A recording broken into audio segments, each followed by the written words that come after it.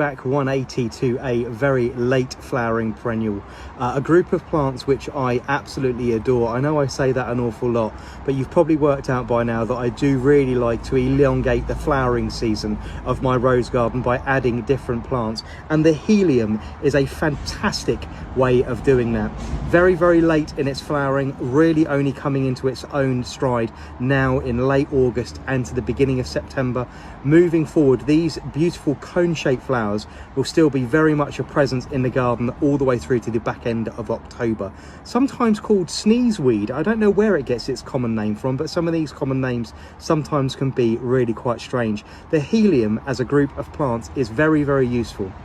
So not only for adding that late add splash of colour in these wonderful sort of burnt oranges, dark reds, cassis purples, but also very, very vibrant yellows, which are fantastic for adding a really lovely splash of late colour.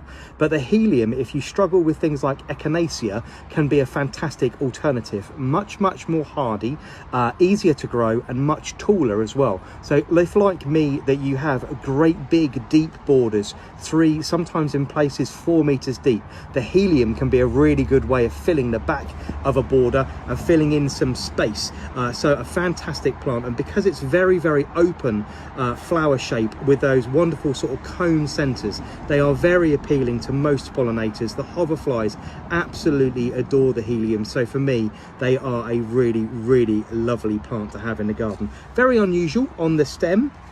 You can see it's got a very, very sort of square edge to the stem, much like a winged spindle plant, but a very sort of strange square stem, which makes the Helenium really, really useful for cutting as well. So for adding a late arrangement for an autumn dinner party, it's a fantastic cottage garden perennial for planting alongside your roses and adding that wonderful late splash of colour to any rose garden.